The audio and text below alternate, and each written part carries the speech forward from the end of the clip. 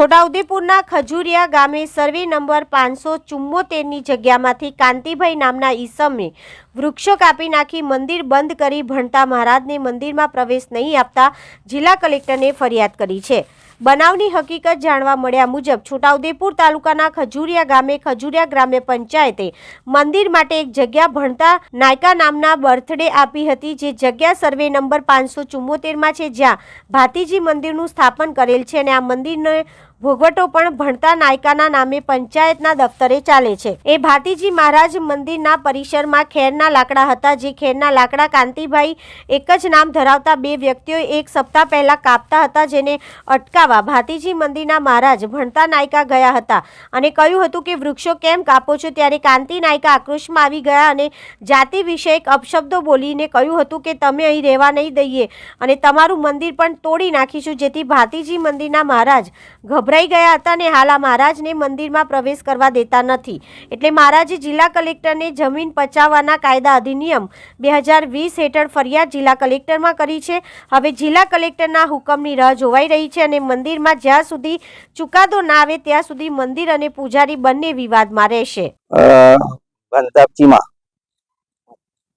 ભંતાભાઈ ચીમાભાઈ અને મંદિર વર્ષોથી મંદિરની સેવા કરું અને આ મંદિરની આજુબાજુ જે ઝાડવા હતા, મારા નિંજાવેલા બાવળ હતા, ખેરો હતી, એ બધી કાપી લઈ જતી। એ લોકોને કોઈ ધરપકડ કરી ત્યારે કે મહારાજે અમારી ધરપકડ કરાવી એટલે મહારાજનું મંદિર તોડવામાં આવશે અને જે કઈ ગામમાં જે ચોરી ચાખલ થાય, ઝાડવાની થાય, એ બધી છોકરી મહારાજને માથે ચોરી એ રીતે ધાક ધમકી આલે અને આજથી તારી માને દંડ ગાલું, તારે મંદિરમાં પગ નહીં મૂકવાનો, નીચે તને 2 લાખ રૂપિયા થાય તોય તને મારે ને મંદિર તોડી નાખવામાં આવશે।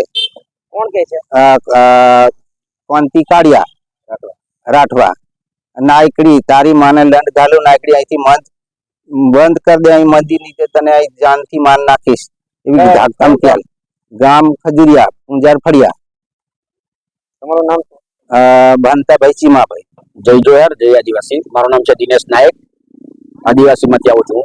હવે જે ખજુરિયા ગામ છે એ મહારાજ એમને આદિ અનાદિથી મંદિર આવેલું છે, ત્યાં વૃક્ષો પણ હતા।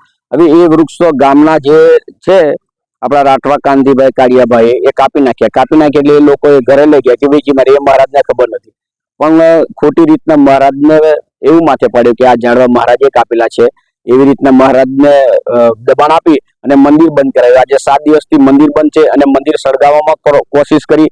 આજે રામના નામે રામનું મંદિરનું મુહૂર્ત થતું હોય અને આજે છોટાઉદેપુર જિલ્લામાં નાયક આદિવાસીને ખોટી રીતે મંદિર તોડી નાખવાની હેરાનગતિ કરતા હોય તો ખરેખર આ શરમજનક છે। એટલે આવું નહીં થવું જોઈએ। મંદિર તો આદિ અનાદિથી જે પણ જગ્યામાં હોય, એ સરકારી હોય કે પછી જંગલમાં હોય કે પછી કોઈ પણ જગ્યામાં મંદિર તો મંદિર હોય, એ આદિ અનાદિથી દેવતાઓ બેરેલા છે એને તોડવાની કોશિશ ના કરે એવું મારું મંતવ્ય છે અને આગળની કાયદેસર કાર્યવાહી એમની ઉપર થવી જોઈએ। અને જે મહારાજ છે એમના સંતો અટવાયેલા છે, રોજ દર્શન કરવા આવે છે, આજે 7 દિવસથી મંદિર બંધ છે, એ મંદિર ખુલ્લું થવું જોઈએ એવી મારી વિનંતી છે। મંદિર કયા ગામમાં? ખજુરિયા ગામમાં મંદિર આવેલું છે।